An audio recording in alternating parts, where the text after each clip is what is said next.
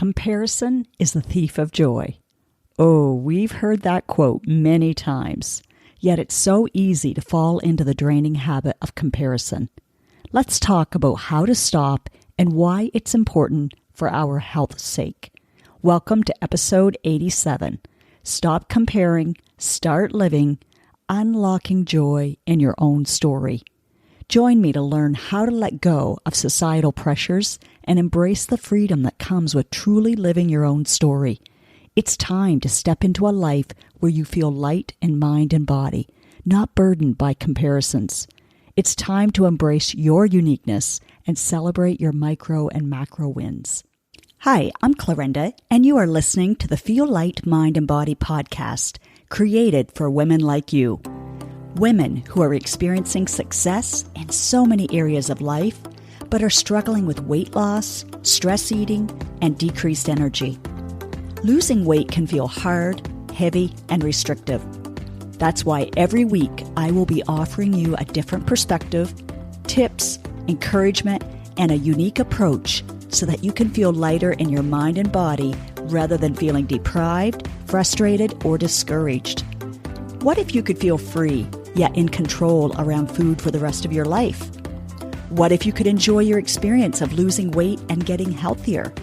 You absolutely can. You're in the right place. Take this time for yourself and let's dive in. Have you ever found yourself scrolling through social media, feeling increasingly disconnected and dissatisfied with your own life as you witness the highlights of others? Or perhaps you've caught yourself measuring your successes against those of your friends, family, or coworkers, only to feel like you're falling short. You're not alone in this cycle, but it's time to break free, celebrate your life's blessings, and reclaim your joy. Today, we'll explore why comparison isn't just a harmless habit, but a significant barrier to personal happiness and fulfillment. I'll share insights on how this comparison steals more than just joy. It robs us of our ability to appreciate our unique journeys and the beauty of our own stories and progress. Together, we'll discuss practical, actionable strategies to shift your focus from others back to yourself. Learn how to recognize triggers of comparison and transform them into moments of personal growth and self-reflection. I'll offer you strategies to reclaim your joy and appreciation for every step of your personal and professional journey. The good, the bad, and downright devastating have all contributed to the person you are now. Cultivating gratitude for your own life and achievements will empower you to grow forward, not stay stuck in discontentment and even misery.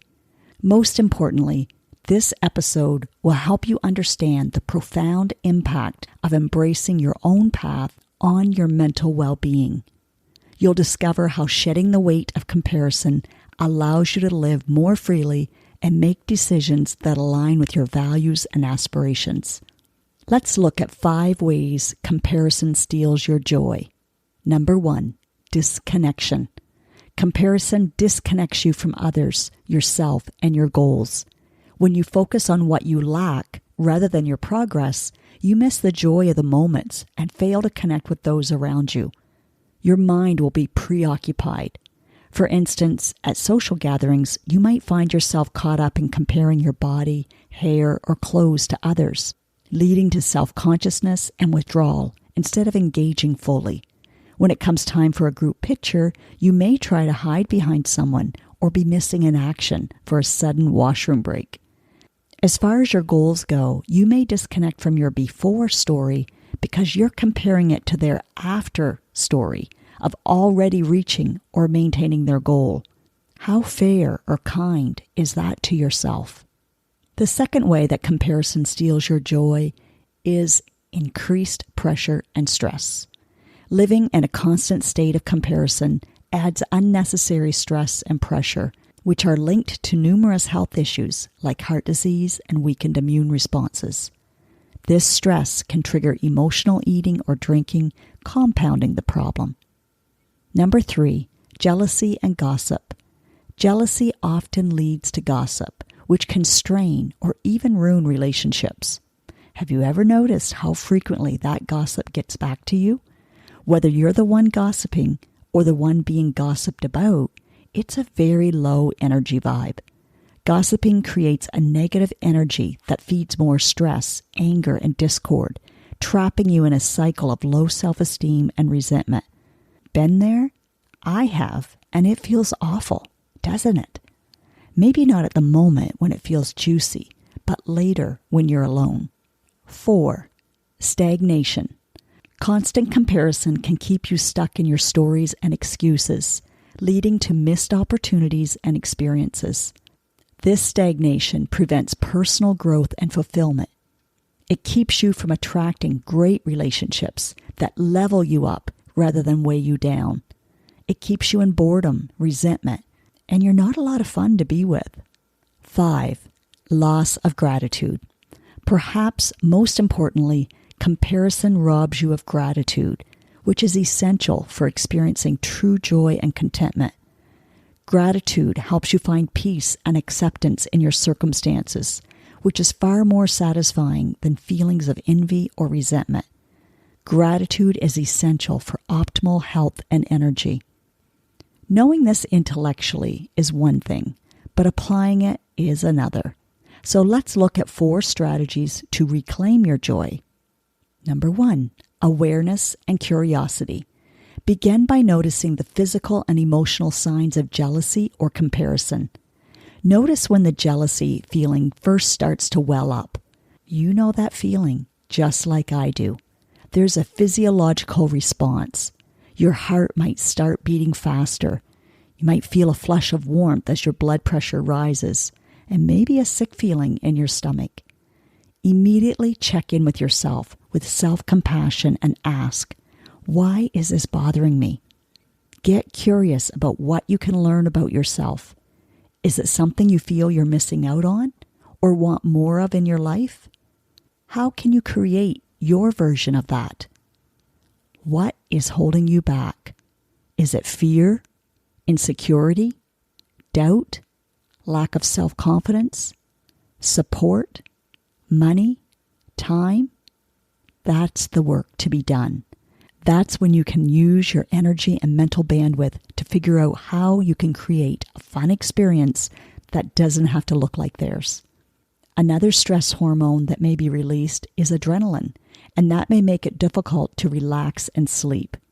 So it's worth taking the time to reflect on what you truly want and how you can authentically achieve it. Pick up a pen and write whatever comes up. You can always rip it up or burn it after, but at least it's out on the paper for you to be able to look at it more objectively and ask how it's serving you. And it is serving you in some capacity, or you probably wouldn't do it, but it's not healthily serving you. The second strategy to reclaim your joy is to spread joy. Focus on bringing joy to others. This approach shifts your attention away from envy and towards positivity and service. Celebrate others' successes and allow their happiness to enrich your life rather than diminish it. You may still notice something that triggers you, and if so, why not try being happy for them anyway? If entertaining the compare and despair is a long-term habit, then it will take consistent work on your part to consciously choose a new response until that new neural pathway gets well established. The effort will always trump the alternative of flooding your body with chemicals that will leave you feeling terrible and harm your health. Next, daily gratitude practice. Integrate gratitude into every part of your day, not just during set moments.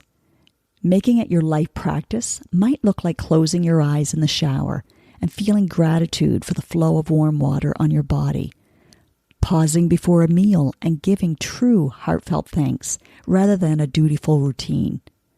When I walk to get the mail, no matter what season, I now find something of beauty in nature. I even found a new appreciation for bare trees in November after reading an excerpt from the book Anonymous. I had one client tell me that she waits to do her gratitude until after her husband leaves. Otherwise, he takes her right out of it. When your partner is annoying you, yes, you can address it, but don't forget to remember what you love about them as well. You might not be able to do it or want to do it at that moment, but doing so sooner rather than later will balance out the emotions. I have a hypothesis that grateful people are less likely to entertain jealousy and comparison. If they compare themselves, it would be for inspiration. They think, wow, that's amazing. How could I do something similar? Why not try that this week? This helpful question might lead you to your next best idea that's totally different from theirs, but equally as inspiring and fulfilling. So practice gratitude and make it a healthy, life-giving, generous habit. Number 4, seek accountability and support. Combining accountability with support and challenge creates a powerful framework for success. Share your goals and struggles with someone you trust and allow them to help keep you focused on your own path without falling into the comparison trap. Maybe this episode has you thinking about a few areas where this comparison is stealing your joy and sabotaging your goals. As a life and weight coach, one of my superpowers is guiding you to create the life that you love, and that means getting out of the entanglement of compare and despair. It's not as hard as you may think to unwire those old thoughts and actions. It's also not as easy as just saying you're not going to react that way anymore. Without finding the root cause of the old thinking and learning some powerful strategies to get out of that stinking thinking, you'll continue the cycle. You may even use what you heard today against yourself. It could look like adding on a layer of self-blame for feeling jealous. Please don't do that. You are human, and we all have triggers. The encouraging takeaway is there are ways to not linger in that reaction. You can learn to be the loving supervisor of your mind. That will create more joy. Here are 2 questions to pause and consider. Would you love to bring more joy, unconditional love, hope, and peace to your relationships? Would you love to be able to be happy for others while still acknowledging your feelings and desires? Yes, you can do both. This episode isn't just about identifying problems. It's about taking actionable steps towards a happier, more fulfilled life.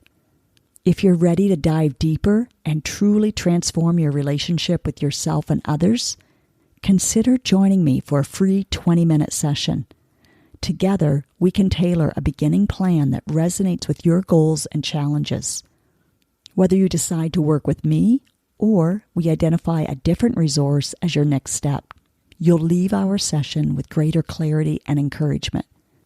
You can schedule a time that suits you by clicking the calendar link in this episode's description, or simply send me a message if those times don't fit your schedule. As we wrap up, I encourage you to reflect on where comparison might be stealing your joy.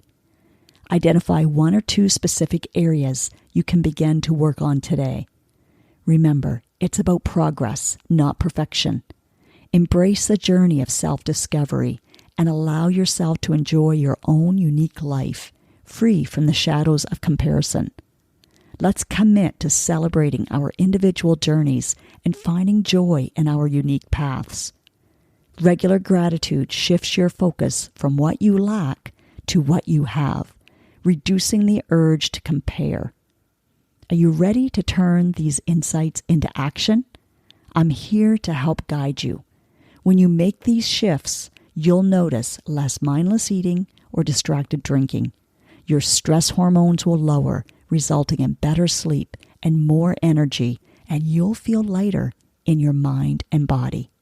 Now, do yourself the biggest favor. From love, take at least 1 action step from what you learned today. Knowledge without application won't give you the results that you desire. Let me know on Instagram, Facebook, LinkedIn, wherever, what you are choosing to do and when. And yes, please leave a podcast review wherever you are listening to this. When people read your words and can see themselves in them, then you are contributing to women empowering other women, and that feels amazing. You just might change or save a life today.